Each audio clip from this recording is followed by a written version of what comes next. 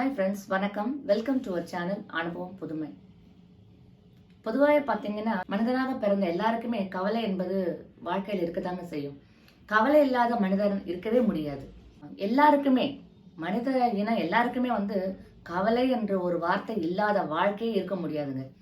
ஏழையா இருந்தாலும் சரி, அது பணக்காரனா இருந்தாலும் சரி, இந்த வார்த்தைகள் இல்லாத வாழ்க்கையே இருக்க முடியாது. எல்லாருக்கும் ஏதோ ஒரு விதத்துல ஒரு கவலைகள் இருக்கதா செய்யும், இல்லைங்களா? கவலை இல்லாம யாராவது ஒருத்தராவது இருக்க முடியுமா? சொல்லுங்க பார்க்கலாம். கிடையாதுங்க. எவ்வளவுதான் நம்ம கிட்ட பணம் இருந்தாலும், எவ்வளவுதான் வசதிகள் வாய்ப்புகள் எல்லாமே இருந்தாலும், ஏதோ ஒரு காரணத்துக்காக நம்ம மனசுல ஒரு கவலை ஓடிட்டே தான் இருக்கும், இல்லைங்களா? இதுதாங்க மனிதனோட வாழ்க்கை. குறிப்பா நீங்க பாத்தீங்கன்னா, தாய்மார்கள், பெற்றோர்கள் அப்படி எடுத்துக்கலாம். பெற்றோர்கள் நம்மள பெத்தவங்களா இருந்தாலும் சரி, நாம பெத்த பசங்களா இருந்தாலும் சரி, அவங்க அந்த பெற்றோர்களா ஆகும்போது ஒரு கவலை, ஒரு விதமான கவலைகள் மனசுக்குள்ள தன்னையும் அறியாம வர ஆரம்பிக்கும். அதாவது இப்ப நம்ம கதையை எடுத்துக்கலாங்க. சின்ன வயசு பருவம் தாங்க கவலை இல்லாத பருவம். அப்போ கூட இப்ப இருக்கிற குழந்தைங்களை கேட்டீங்கன்னா கவலை இருக்குன்னு சொல்றாங்க. என்ன சொல்றீங்க? படிக்கிற கவலை. அவங்களுக்கு படிக்கணும், ஏதாவது பொருள் வாங்கி கொடுக்கலன்னா அது ஒரு கவலை. மற்ற குழந்தைங்களை பார்க்கும் போதெல்லாம் நம்ம அப்படி இல்லையேன்ற கவலைப்படுறது. இதெல்லாம் இப்ப இருக்கிற யதார்த்த வாழ்வுல இதெல்லாம் குழந்தைங்களுக்கு ஏற்படுறதுங்க. ஆனா நம்ம வாழ்ந்த பீரியட்ல எல்லாம் நீங்க கொஞ்சம் யோசிச்சு பாருங்க. நம்ம நம்மளுடைய சிறு வயது பருவத்தை நீங்க யோசிச்சு பார்த்தீங்கன்னா கவலை இல்லாத பருவமா தான் இருக்கும். எனக்கு தெரிஞ்சு நான் சொல்றேன். அதாவது சாப்பிடுவோம், ஸ்கூலுக்கு போவோம், வருவோம், படிப்போம், விளையாடுவோம்.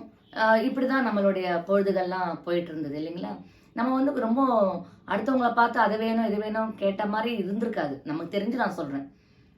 அப்ப இந்த அளவுக்கு நவீன வசதி வாய்ப்பும் அப்ப கிடையாது. மிடில் கிளாஸ் ஃபேமிலியில எல்லாருமே அப்படிதான் நம்ம எல்லாருமே இருந்திருப்போம். ஆனா இப்ப நீங்க மிடில் கிளாஸ் ஃபேமிலியில இருந்தோ, லோயர் மிடில் கிளாஸ் ஃபேமிலியில இருந்தோ பாத்தீங்கன்னா, நவீன காலத்துல எல்லா விதமான வசதி வாய்ப்புகள் எல்லாருக்குமே எல்லார் வீட்லயுமே அமைய பெற்றிருக்கிறத நம்ம பார்த்திருக்கோம். ஸோ இந்த காலகட்டத்துல வாழ குழந்தைங்களுக்கும் கவலை என்ற ஒரு வார்த்தை மனசுக்குள்ள வந்துடுதுங்க. சரி, இது ஒரு பக்கம் இருக்கட்டும். இதை நம்ம குழந்தைங்களை பத்தி நம்ம அப்புறம் பேசிக்கலாம். இதெல்லாம் யதார்த்தமான கவலைகள் தாங்க. இப்ப நம்மள எடுத்துக்கலாம். நம்ம படிச்சிருப்போம், வளர்ந்த அப்புறம் நம்மளுக்கு ஒரு லைஃப் அமைஞ்சிருக்கும். அந்த லைஃப்ல யார்கிட்ட எப்படி பேசணும், அவங்க கிட்ட பேசினா எப்படி ஒரு ரியாக்ஷன் நமக்கு ரிட்டர்ன் ஆகும், இவங்க கிட்ட எப்படி பண்ணணும், ஏன்னா புதுசா நம்ம ஒவ்வொருத்தரா வாழ்க்கையில நம்ம மீட் பண்றோம், இல்லைங்களா? ஸோ அவங்கள நினைச்சு நம்ம கவலைப்படுறது அது ஒரு குடும்ப வாழ்க்கையில இதெல்லாம் ஒரு யதார்த்தமான கவலைகள் தான். இவங்களுக்கு நம்ம இது செஞ்சா பிடிக்குமா, அவங்களுக்கு இதை செஞ்சா பிடிக்குமா, அப்படி நம்ம மற்றவங்களுக்காகவே வாழ்ந்து கவலைப்பட்டு கவலைப்பட்டு இது அவருக்கு பிடிக்காது, இது அம்மாவுக்கு பிடிக்காது, இது தாத்தாக்கு பிடிக்காது, இது பாட்டிக்கு பிடிக்காது, இப்படி மாமியாருக்கு பிடிக்காது, மாமனாருக்கு பிடிக்காது, இப்படி கவலைப்பட்டு பட்டு நம்ம வாழ்க்கை வாழ்ந்துருப்போம். இந்த கவலைகள் ஒரு சராசரியா எல்லா வாழ்க்கையிலும் நடக்கிற கவலைகள் தான். அதையும் மீறி நம்ம எல்லாமே செஞ்சுட்டு சக்சஸ்ஃபுல்லா தாங்க போயிருப்போம், இல்லைங்களா? இந்த கவலைகள்லாம் டே டு டே லைஃப்ல போற கவலைகள். ஸோ இதை யதார்த்தமா எல்லாருக்குமே நடக்கிறது தான். இது கவலைன்னு கூட சொல்ல முடியாது. அந்த நேரத்துக்கு ஒரு மொமெண்ட்ரி, அவ்வளவுதான். என்ன நினைச்சுப்பாங்களோ, என்ன பண்ணுவாங்க, நம்ம தப்பா நினைச்சுப்பாங்களோ, அந்த மாதிரி ஒரு சின்ன சின்ன கவலைகள் டே டு டே லைஃப்ல நம்ம மீட் பண்ற சில சில சின்ன சின்ன விஷயங்கள். ஆனாலும் அது நம்ம மனசுக்கு அது ஒரு கவலையா தான் நமக்கு எடுத்துருந்துருப்போம். ஆனா இதெல்லாம் சாதாரண யதார்த்தமான கவலைகள். அதுக்கப்புறம் நம்ம குழந்தைங்களை ஸ்கூலுக்கு அனுப்புறோம். ஸ்கூலுக்கு அனுப்பும்போது குழந்தைங்களுக்கு கரெக்டாக போய் ஸ்கூலில் சேர்ந்தாங்களா, படித்தாங்களா, பிடி பீரியடில் ஒழுங்காக விளையாடி இருப்பாங்களோ, கீழே எங்கன்னா விழுந்துட்டாங்களோ, அந்த மாதிரி எல்லாம் ஒரு கவலை எல்லாம் நமக்கு வரும். அதுக்கப்புறம் மத்தியானம் லஞ்ச் கொடுத்து அனுப்பணுமே, ஒழுங்காக சாப்பிட்டானோ, கரெக்டான ஸ்கூல் பஸ் டைமுக்கு வந்ததா, சரியாக ஏறிட்டாங்களா, கரெக்டாக சரியாக உட்காந்துட்டானா, இந்த மாதிரி பல விதமான இது எஸ்பெஷலி தாய்மார்களுக்கு ஏற்படக்கூடிய கவலைகள். அவங்க வீட்டுக்கு சேர வரைக்கும் ஒரு விதமான என்னதான் நம்ம அன்றைய தினத்துல நம்ம யாருக்கிட்ட வேணாலும் பேசியிருக்கலாம், யார்கிட்ட வேணாலும் நம்ம ஃபோன்ல பேசியிருக்கலாம், இல்லை வீட்டுக்கு போயிருக்கலாம். ஆஃபீஸ் போற அம்மாவா இருந்தால் ஆஃபீஸ்ல பல வேலைகளிடையே இந்த ஒரு கவலையும் இருக்கும்.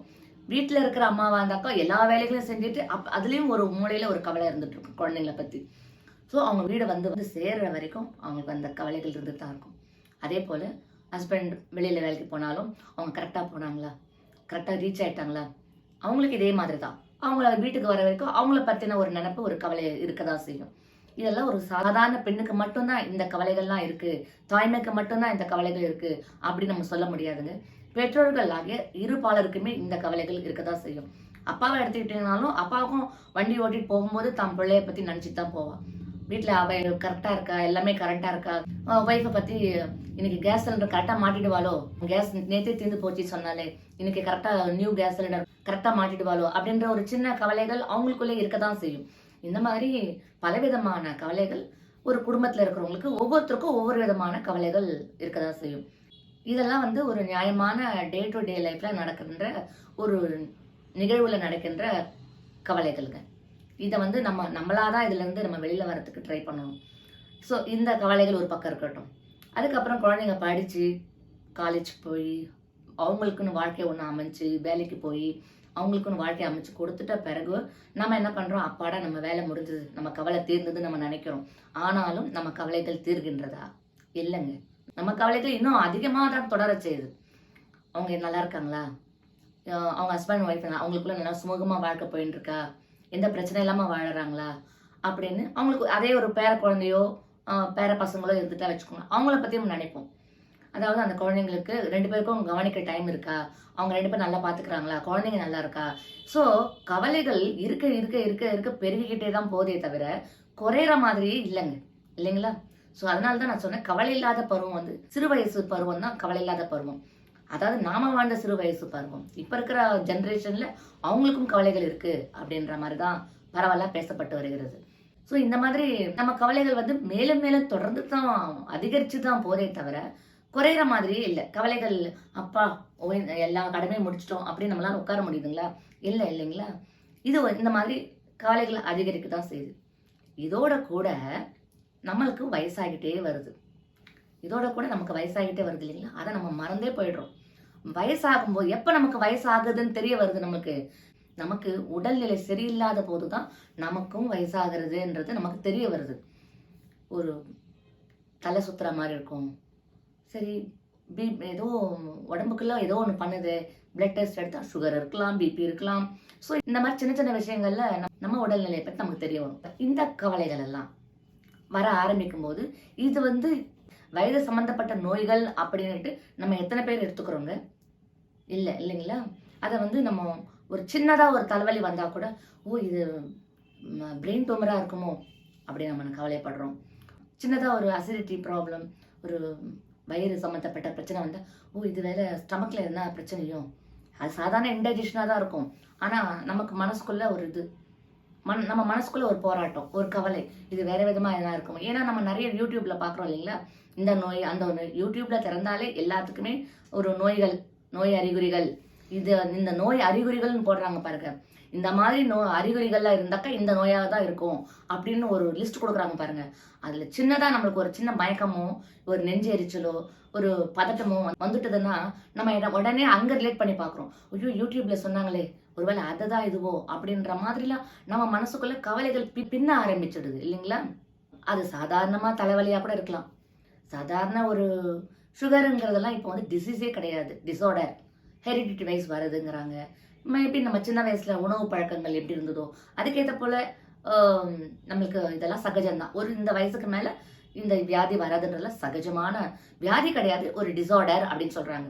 இந்த டயபெட்டிக்லாம் எடுத்துக்கிட்டீங்கன்னா டிசார்டர் தான் சொல்றாங்க, டிசீஸ் சொல்றது இல்லை. ஆனா இதையே நம்ம பெருசா நம்ம நினைச்சுக்கிட்டு இப்படி ஆயிடுமோ, எங்கன்னா கேள்விப்பட்டிருப்போம், இந்த டயபெட்டிக் வந்தானா உள்ள it is a silent killer அப்படின்னு சொல்லியிருப்பாங்க.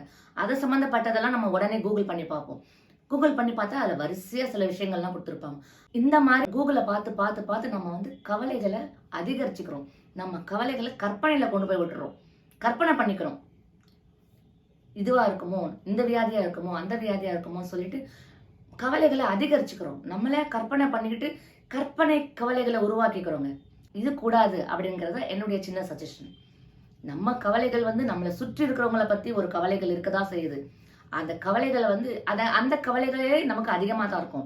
அதோட கூட நம்ம உடல்நிலையில சில பிரச்சனைகள் வந்துட்டாங்கனாக்கா நாம வந்து டாக்டரை பார்க்கறதுக்கு முன்னாடி ஃபர்ஸ்ட் கூகுள் பண்ணி தான் பார்ப்போம் இல்லைங்களா? எத்தனை பேர் அந்த மாதிரி இருந்திருக்கோம் பாருங்க.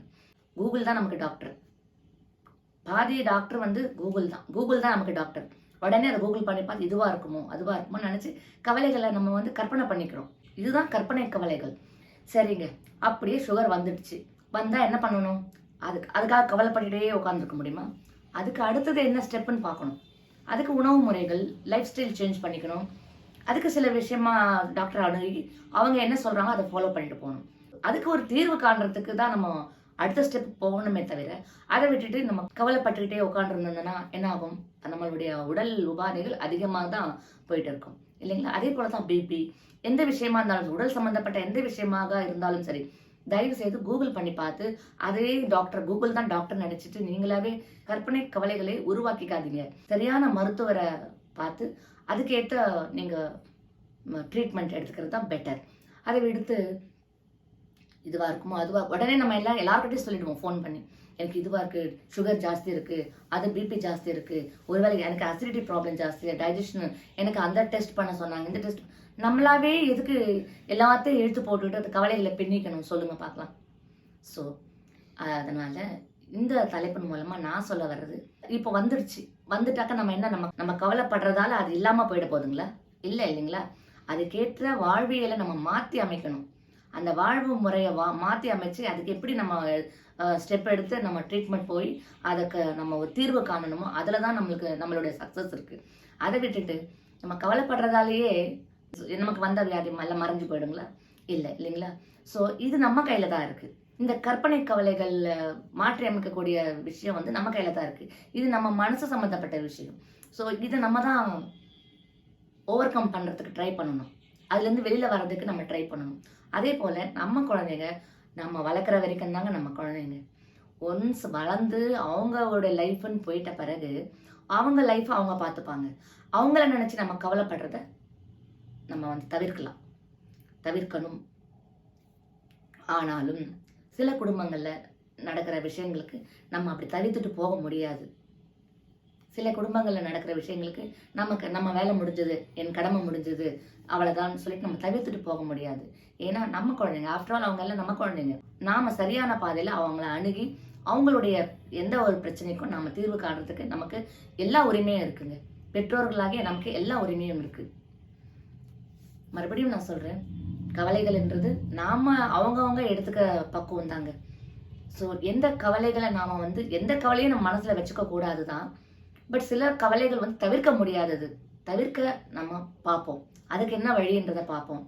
சில கவலைகள் வந்து நம்ம கையில இருக்கு, தவிர்க்கலாம். அதை நம்ம தவிர்க்கிறதுக்கு பார்ப்போம். தவிர்க்க முடியாத கவலைகளை கடவுளிடம் சமர்ப்பணம் பண்ணிட்டு நம்ம மன அமைதியோட தியானம் பண்ணலாம், ப்ரேயர் பண்ணலாம். ஏன்னா எல்லாத்துக்கும் ஒரே சொல்யூஷன் கடவுள் தான் இல்லைங்களா? அந்த ஒரு ஸ்ட்ராங் பிலீஃப் இருந்ததுன்னா கண்டிப்பா கவலைகள் நம்ம மனதுல எழும்புறதுக்கே சான்ஸ் கிடையாது. அதிலும் கற்பனை கவலைகளிலிருந்து நம்ம விடுபடுறதுக்கு முயற்சி செய்வோம். அதுக்கு என்ன தேவையானதோ நம்ம செய்வோம். ஸோ நம்ம வந்து கவலைப்படுறத குறைச்சிப்போம் ஃபர்ஸ்ட். அதுக்கப்புறம் நிதானமா ஒவ்வொரு கவலைகளா கலைந்து எடுத்துட்டு நம்ம மன அமைதியோட வாழ்க்கை பயணத்தை தொடருவோங்க. இதுதான் நான் இன்னைக்கு சொல்ல வந்த ஒரு சின்ன சஜஷன். கற்பனை கவலைகளை தவிர்த்து வாழுங்கள். நம்ம மனம் வந்து நிலையானதே கிடையாதுங்க. மனம் ஒரு குரங்குன்னு கேள்விப்பட்டிருப்போம் இல்லைங்களா? ஒரு சமயம் இப்படி நினைப்போம், ஒரு சமயம் அப்படி நினைப்போம். இது நல்லதா, அது கெட்டதா, இதெல்லாம் தான் கற்பனை. அதனால நான் என்ன சொல்ல வரேன்னா, நம்மளுடைய கற்பனை கவலைகளை கலைந்தெறிஞ்சிட்டு மன அமைதியுடன் நம்ம வாழ்க்கை பயணத்தை தொடரலாங்க. மறுபடியும் இன்னொரு அனுபவத்தின் மூலம் நான் உங்களை சந்திக்கிறேன். நன்றி, வணக்கம்.